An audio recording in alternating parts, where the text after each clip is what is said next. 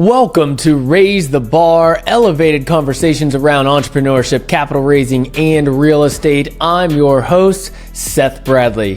What if I told you there's a legal, proven way for high-income families to slash $100,000, $200,000, or more off the cost of college without gutting their retirement?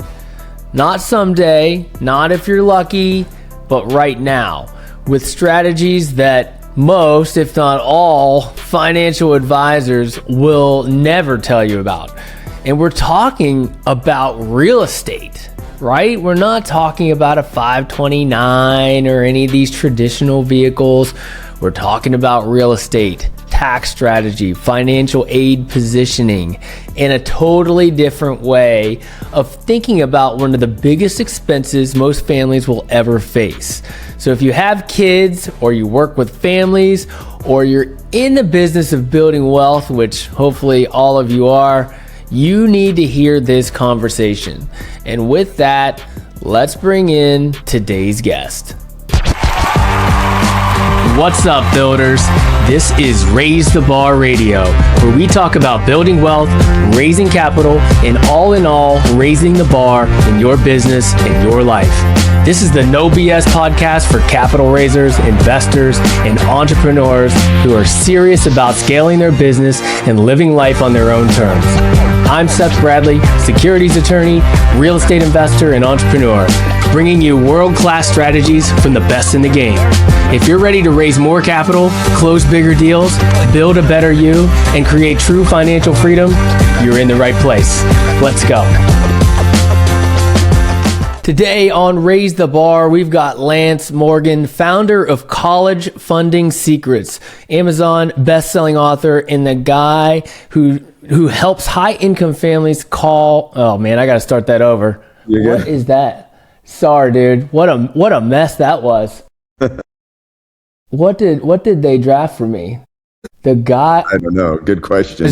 Yeah, I know. The guy high-income families call. All right. I don't know. That sounds weird. I did not write that. All right. Today on Raise the Bar, we've got Lance Morgan, founder of College Funding Secrets, Amazon best-selling author, and the guy high-income families call when they're staring down a huge college bill and don't know how to make it work without blowing up their retirement. Lance has helped thousands of families save millions using real estate, tax strategy, and financial positioning, and he's here to break it all down. Lance, welcome to the show. Hey, thanks. Nice.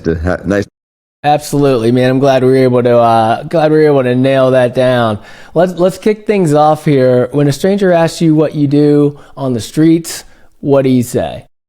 Well, my kids would say that I sit up in my office and play mini golf all day in my pajamas. But the reality of it is my office is above my garage, but I talk to clients all day about helping families use real estate to pay for college. It basically gives them the tax benefits and gives them a lot of tax savings and the cash flow that they need to pay for college.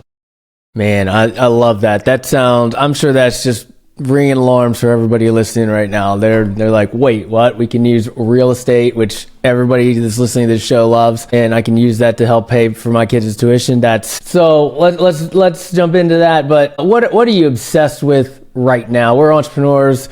Sometimes we get sidetracked in the right places, sometimes in the wrong places. But right now, what are you obsessed with?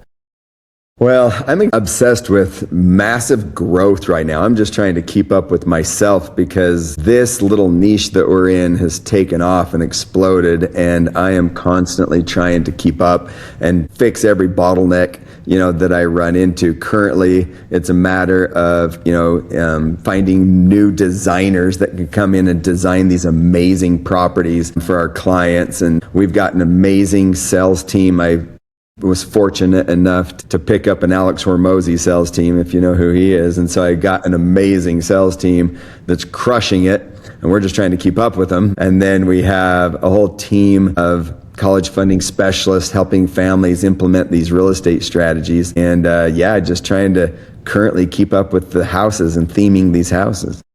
I love it, man. I mean, it sounds fun, right? I mean, it's a good problem to have. I think, that's in the back of, or the front of every entrepreneur's mind is, how do I scale? How do I hire right? How do I bring in the right people? We're all going through the same stuff. So that's awesome, man. I'm glad that the business is really good for you right now so that you can scale. I mean, sometimes it can go the other way too, where it's like, oh, I put the pieces in place and now there's no business. So that's so true. Yeah. So for most people that haven't heard of college funding secrets, maybe walk us back to the beginning and, what gap did you see in the market that made you say, I've got a solution for this and I'm going to be the one that fixes it?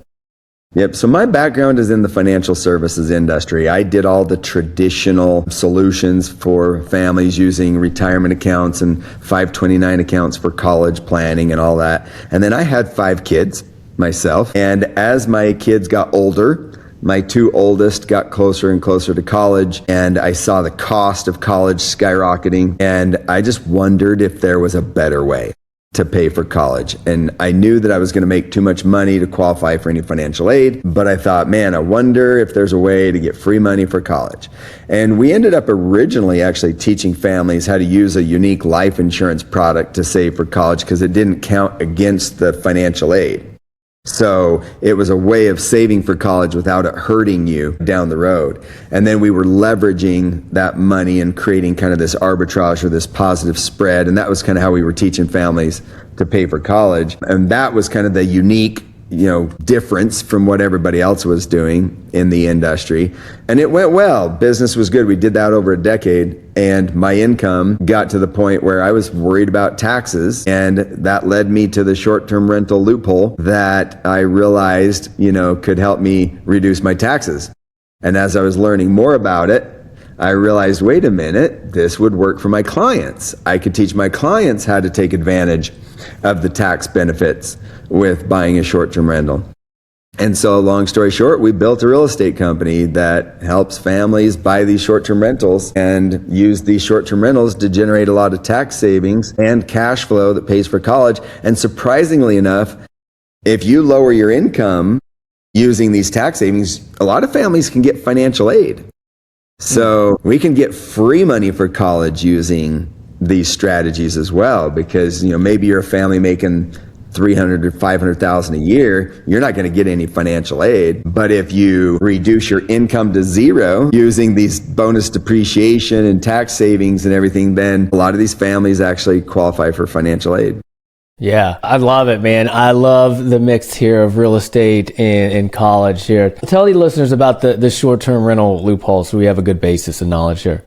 Okay, so back in, I think it was 86, Reagan came out and said, we're going to separate income into passive income and active income. And you can't take tax deductions from passive assets and offset active income. So in other words, if you have a real estate income coming in from a long-term rental, for example, you can't take any of the tax deductions from that real estate to offset your W-2 income.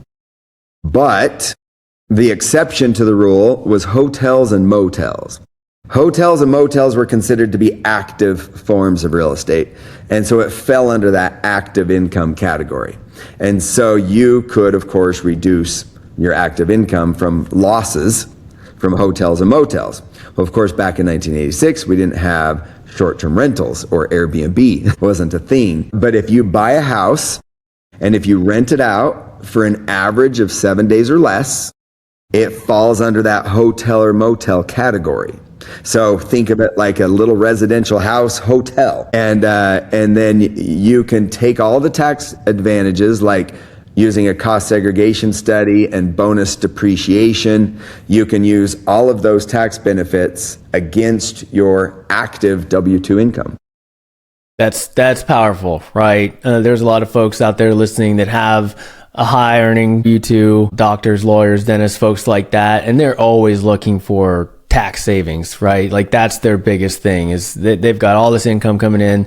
They're lucky enough to be in that position, but at the same time, taxes are just absolutely crushing them. Maybe they just need to figure something out. And sometimes they want to invest passively, right? Because they have this full-time job and they don't have time to be, an active investor necessarily. So they look at the passive side and then they figure out that, what you just explained, and they're like, wait, I can't write this off against my active income. And then they've got to start over and figure out something else.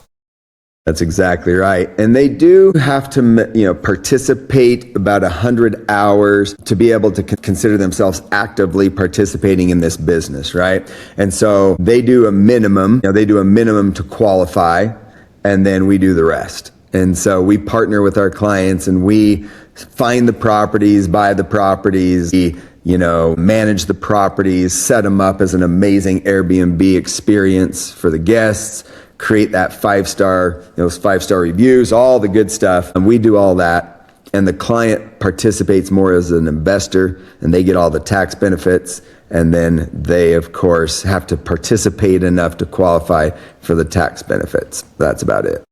Got it. Yeah, let's expand on that a little bit. Client comes to you, they're looking for, to join your program or to buy a property with you. Walk me through that initial process and what you do for them and what's expected from them.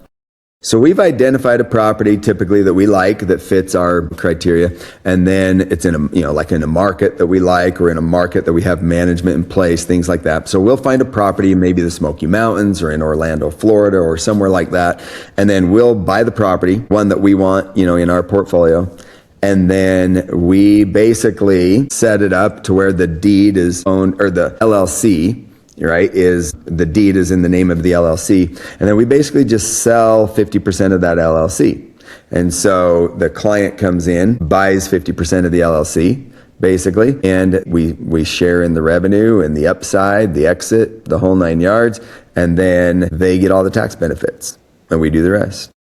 Got it. Sounds almost like a done-for-you program. Would you call it that? I know some people don't want to call it that, but... No, it's very much a done-for-you program. We also have a done-with-you for those who do want to, be more actively involved and they want to be more hands-on. We'll help them find the property, we'll help them design the property, and we'll help them find a manager. But most of our clients want to do the done-for-you, where we do most of the work. They do as little as possible to qualify for the tax benefits, but then we are more of the hands-on day-to-day. Got it. So it's really like a typical kind of real estate partnership like you would think of, just the traditional, hey, I'll do all the work, you bring all the money, and we'll partner 50-50 and make this thing happen. That's exactly right. And then on top of that, we run these with the benefits of economies of scale, kind of getting into the business side of it. What I love about Airbnbs is the business side, because our background is in sales and marketing and things that we do on the business side that's fun. And so we can come in and take these properties and really maximize the revenue from these properties. First of all, by minimizing expenses, because we have the benefits of economies of scale, right? And so we can minimize expenses, we can minimize management costs, because we can do that in-house and save money on management costs. And then we're launching a project next year called scholarshipvacations.com. And the idea will be all of these scholarship houses that our clients own will be in a website where people can rent a house from one of our clients and support their child's education. So it's kind of a philanthropic, like, hey, come and rent one of these scholarship houses for your next vacation, and it's going to support that child's education. So that allows us to get direct bookings, saving on the Airbnb fees. And so with all of that marketing and optimizing the nightly rates and optimizing the occupancy and optimizing all the upsells and the downsells and all the revenue, the theory is that we're going to earn our 50% of the deal by increasing the overall value of the property. And then, we might look at it like a typical, like if you were to buy a business and exit the business in 5 to 7 years, we'll buy these houses, turn them into this amazing business, and then exit in 5 to 7 years and sell them at a premium. Because the one thing I learned is fourth quarter, everyone's looking for the turnkey properties that they can just buy for those tax benefits. And if your property is cash flowing and you're making good money on it and you can sell it as a business instead of selling it as a real estate property, or you're selling it as a cash flowing business, you can get a nice little upside and have that forced appreciation on the property. Yeah, and if you guys have the know-how to do that, most mom and pops, Airbnb owners don't even understand that, right? So that's an incredible value you provide there as well. What do you say to folks that say that, short-term rentals are dead or dying, right? You hear a lot of that. You hear it more and more every year. I think it's just because, certain cities put more regulations on things and there's more competition and everybody's getting into it, especially during those post-COVID years. And we're kind of coming out of it now. So what do you say to those folks? Pardon the interruption, but we don't do ads. Instead, know that if you're raising capital for real estate, my law firm, Raise Law, is here to give you the expert legal guidance you need to raise capital compliantly and structure and close your deal. And if you're looking for a done-for-you fund-to-fund solution, TribeVest is the industry's only all-in-one setup and fund administration solution. Visit raise.law and tribevest.com to learn more. Yeah, COVID was definitely the glory days where you could take grandma's house when she passes away and put it on Airbnb and make money, right? It wouldn't matter. You wouldn't have to make much of an effort. If you look at a lot of the data, the houses in the middle of the market, they're the ones that are maybe breaking even, maybe not cash flowing. They're just kind of average, But if you look at those luxury properties, if you look at the top 1%, the top 1% crushes it. And there's quite a bit of a difference between the middle of the market and the top 1%. And I believe that if your plan is to get into the Airbnb, market, you shouldn't even consider it unless you're planning on being in the top 1%, because the top 1% is where the money is being made. Yeah. And we had a little discussion about that beforehand, right? I mean, it's like, everybody got into it there for a while. They put anything on the market. There were so many people traveling that I think, it got pretty frothy. And now it's to the point where, hey, the strong survive. The people that are good at operating, that are good at designing the properties, at finding great deals, those are the folks that are still making money. It's just like any other business. This one is just, I think, matured. Just like any other business. It's the wild, wild west for a little bit.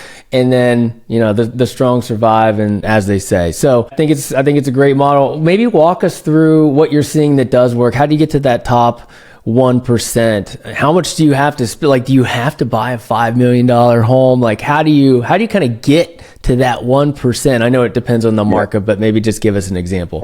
I think the key is to identify the market and what you're targeting for that market. So for example, let's say we go into Orlando. Well, clearly your guest is going to be coming for that Disney experience, right?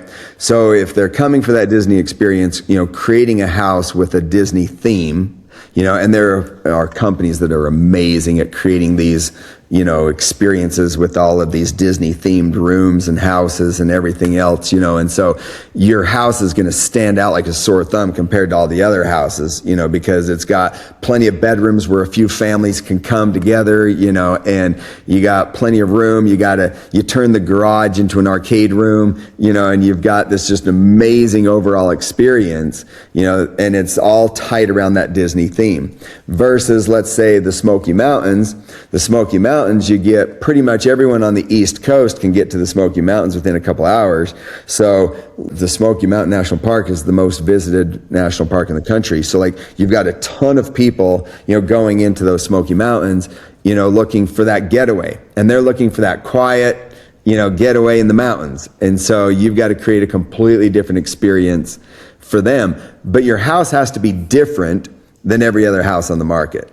Right? It's got to have all the amenities, the barrel saunas, the games for the kids or for the adults even, anything, the outdoor fireplace that you can enjoy the views or whatever. Like whatever it is that creates that amazing experience that nobody else is doing. You got to find something that sets yourself apart.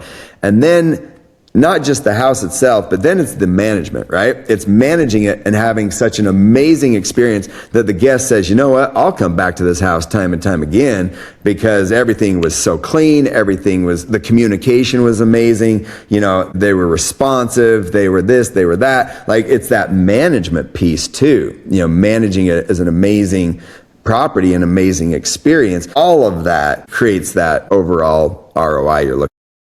Yeah. Have you seen folks have success managing these things themselves from a distance? I know we have lots of technologies that exist now that didn't exist even a couple years ago.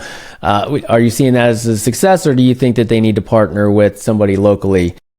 Yeah, you can, and I know a lot of people want to and do because they want to save money. And it goes back to, what changed my business and 10x'd my business was when a friend of mine gave me the book, Who, Not How. And I was one who grew up doing everything myself. I practically built half of my house myself. And I was all about saving a buck, right? I would learn how to do finish work on YouTube and then spend all night cutting boards and doing finish work. And then I'm a reformed do-it-myself guy and had to learn that there are other people who do a much better job than I do at things, and I need to stay in my lane, and I need to do what I do best. And so the thing with managing a property is there are people that truly specialize and are experts in property management that would do a way better job than anyone can do on their own.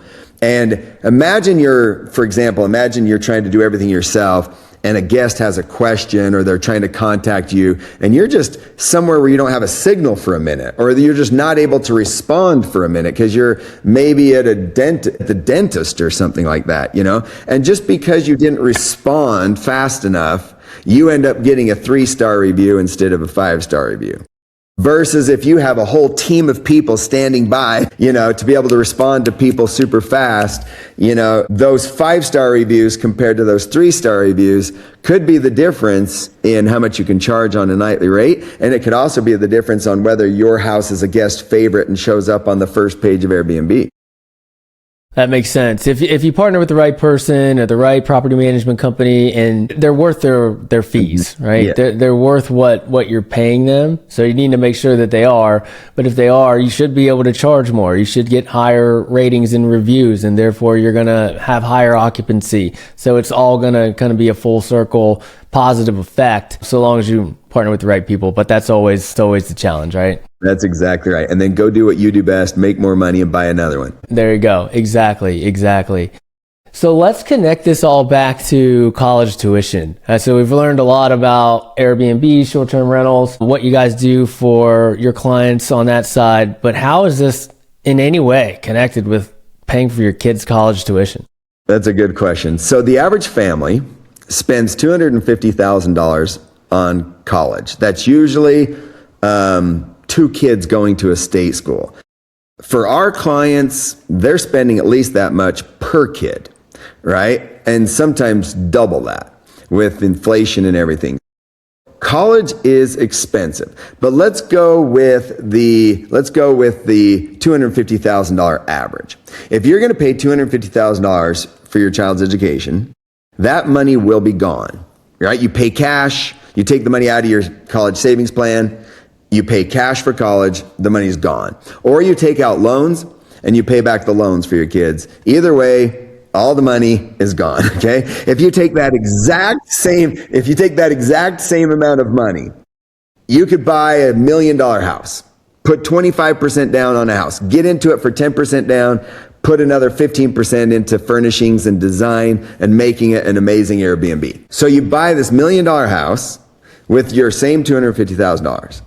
First and foremost, that house should cash flow enough money to pay for college, or at least pay back the college loan payments. So first things first, you got the cash flow, if done correctly, that will pay for college. Second of all, you now qualify for tax scholarships, guaranteed free money. So basically that $1 million of real estate that you bought with a cost segregation study should reduce your W-2 income by $300,000. So if you're at a 37% tax bracket and you reduce your income by $300,000, you're well over 100 grand in tax savings. That right there is half the cost of college. That's like getting a 50% scholarship, right? Like a half tuition scholarship, or cutting the cost of college in half almost, just from the tax savings alone. And then, of course, you spend 5 years while your kid's in school, use the college loans to pay for college, and use that 5 years while they're in school to build up that asset, sell it at a premium, maybe in 5 years, sell it at a premium, take that money and buy an even bigger property or two properties to get even more cash flow. And now you eventually pay for college and your retirement. I love it. I mean, this is just like, this is Robert Kiyosaki's blueprint, right? It's, don't spend it on something that costs you money and then it's gone. It's spend money on something that's going to cash flow and produce income for you, and then use that income and you can spend it wherever you need to spend it. And in this instance, it's college tuition. So it's awesome application. That's exactly right. And obviously college is just an example, right? It's Right. an example of how to use the cash flow to pay for something. I mean, you could do this with anything. It doesn't have to be college. College works great for us because it works as a great marketing hook. We get to talk to clients that are stressing out about paying for their kids' college, and we show them this awesome solution that nobody else is telling them about. And then they're getting some free money from the tax savings they didn't know they could get. And it's a great fit for college, but of course, yes, real estate cash flow could pay for anything. Right. It's there's really good alignment there for sure, because it's something that everybody's thinking about, every parent's thinking about. They're trying to figure out how, and it's a huge expense, and they're probably just thinking, okay, how do I pay for this? And then that's it. I got to set aside that much income or that much savings to be able to pay for this. And then, it just kind of blows your mind. You're like, well, why can't I apply these principles here? Oh, okay, awesome. I can do it here, and it's going to save me an incredible amount of money. So true. Yeah. Tell us about how that kind of flows through to the financial aid and the tax scholarships and all those things too, because it's kind of like the next step, right? It's like, okay, right. Well, now I've reduced my income, so now on paper, maybe I'm not as wealthy as I really am. Let's walk them through that. Yep. So there's two ways to get free money for college. The first is through merit-based scholarships. You hope and pray you got a smart kid that's going to get some scholarships. Now, as a father of 5 kids, some kids are exceptionally gifted and some kids are exceptionally gifted in other ways. Don't name any names. And the reality of it is that some of our clients are sending their kids to these Ivy League schools where they don't really give out merit-based scholarships because all the kids are smart. So you don't get rewarded for being smart at some of these schools. So nonetheless, if you have exceptionally gifted kids, you might get some merit-based scholarships, or you might be going to some schools that don't give merit-based scholarships. So then the second way you can get free money for college is through financial aid. Now, most families don't qualify for financial aid because they look at income and assets. Income we can reduce by buying that house. If we bought that $1 million house, that $1 million house reduces your income by $300,000. So you could now qualify for financial aid. However, they also look at your assets. So let's say you had $250,000 in a 529 account. Well, that $250,000 in the 529 account would hurt you from a financial aid standpoint. But if you put that into the house, we could buy this $1 million house and we could easily call it on the financial aid forms an $800,000 house. They're not that detailed. They don't require you to go hire an appraisal, to value your house. They just ask you how much the house is worth, right? Plus you could put the house in an LLC and that doesn't even count on the FAFSA. So there's ways to reposition or shelter some of those assets. And then between repositioning or sheltering some assets and reducing your income, now you can qualify for some financial aid.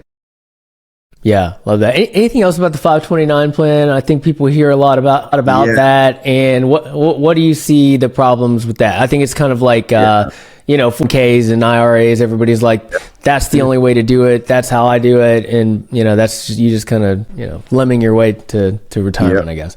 Tell us about 529. So this is not very popular, and would probably be the same on the 401ks. Obviously, we believe the real estate is way better than a 401k for retirement, and we believe the real estate is way better than a 529, to pay for college. The problem with a 529, and all of our ads, all of our ads are basically saying, hey, use a scholarship house to pay for college instead of a 529 account. So we do call out people who have 529 accounts. And so the first question we always get is, well, what do I do with my 529 account? Well, if you have a 529 account, there's two major problems with a 529 account. Number one, it's going to hurt your financial aid, right? Because they look at your income and your assets. So if you have financial aid, if you have a 529 account, that's going to hurt your financial aid eligibility. But then somebody's going to say, well, I still make $500,000. So even if I have a 529 account, or if I don't have a 529 account, I still make too much money to qualify for financial aid. Well, that's where that income strategy comes in with reducing your income. But going back to the 529 account, not only does it hurt your financial aid, but the other biggest problem, the number one problem, is that when you spend that money on college, that money's gone, right? It's gone. The 529 account is gone. So even if it was earning a 10% return and doing really well, it doesn't matter because now it's gone. And so that money is no longer going to be compounding interest for your retirement. And so it's that opportunity. We call it the third cost of college. You've got the room and board, the tuition, and the opportunity cost. It's the cost of missing out on all of that interest that money could have grown to in retirement. And it's going to cost the average person about $1 million out of their retirement because they spend that money on college and it's gone. So those are the main reasons we don't like the 529 accounts. So now the question we get is, well, what do I do with my 529 account? Well, if you take the money out of your 529 account, you're going to be penalized on the gains, not the whole amount, just the gains. You're going to have a 10% penalty on the gains, and the gains are also going to be added to your income. So you're going to take a hit if you take the money out of the 529 account. However, if you take that 529 account and use it to buy real estate, let's say we take that same $250,000 out of a 529 account, it might increase your income by $125,000 if half of it was gains. So it's going to increase your income by $125,000, but you're going to be buying a $1 million house that with bonus depreciation could reduce your income by $300,000.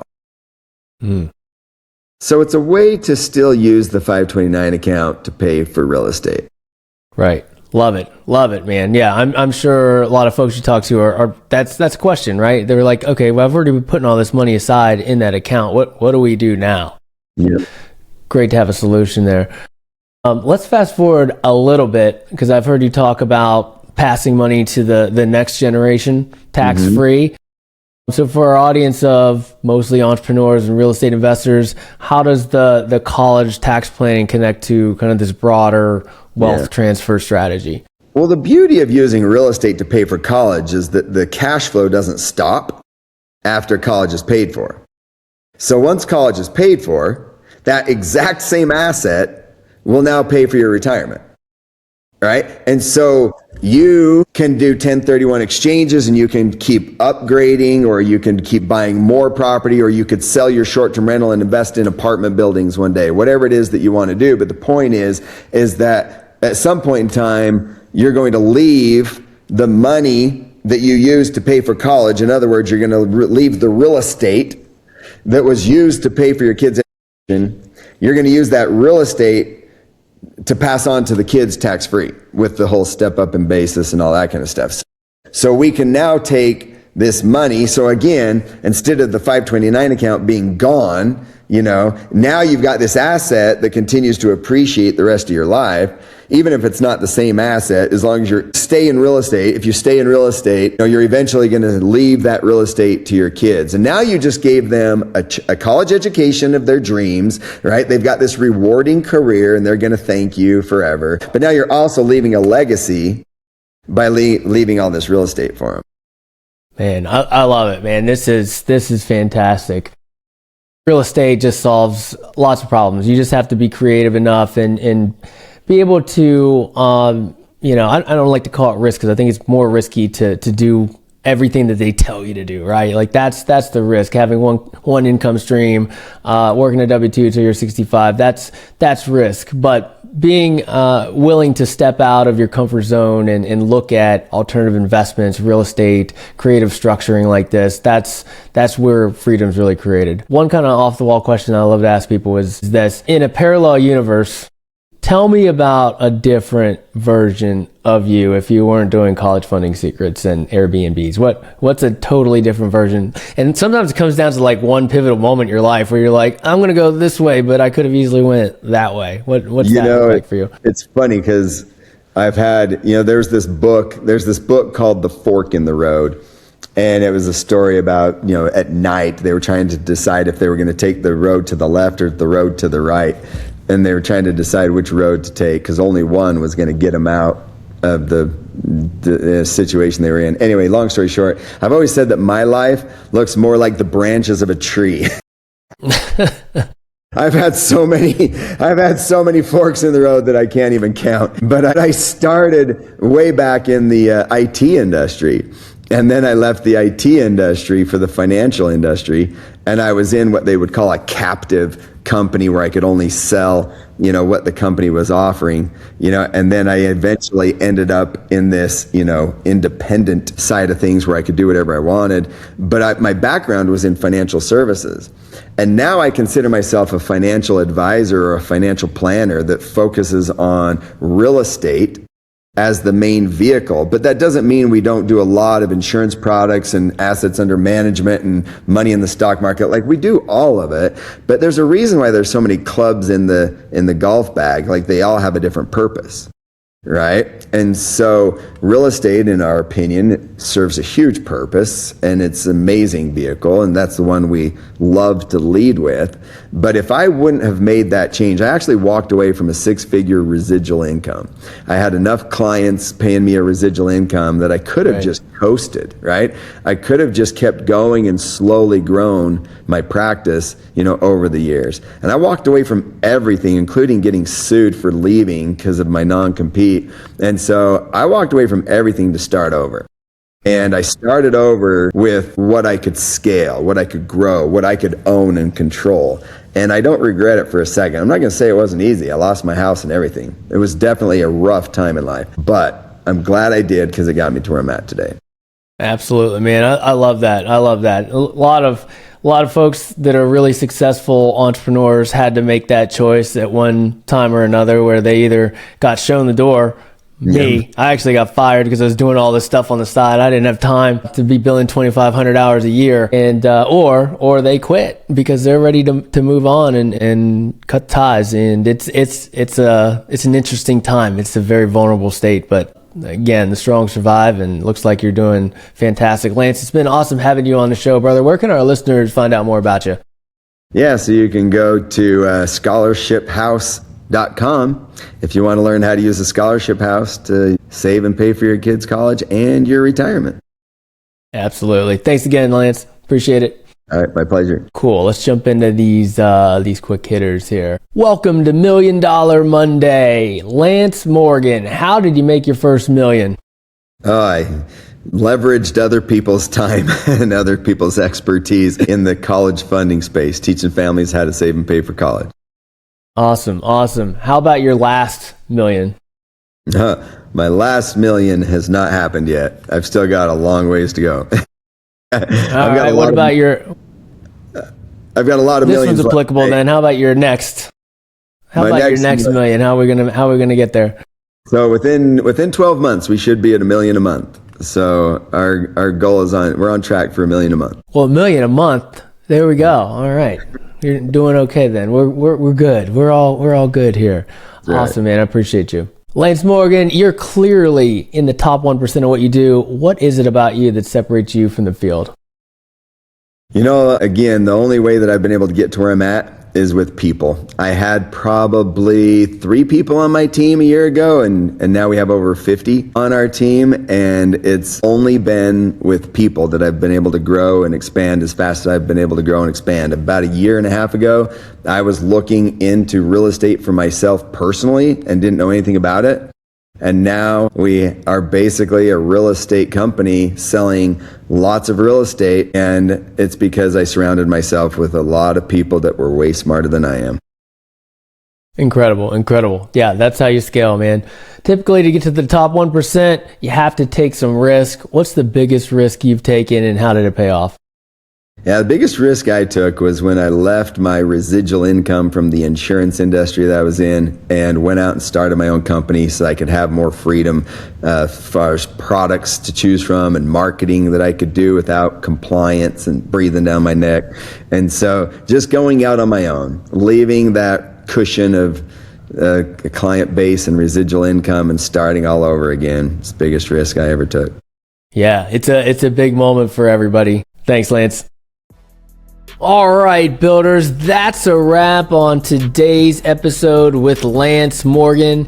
If this episode made you rethink how you're planning for college or even wealth transfer or how you're serving your high-income clients, that's exactly what we're here for.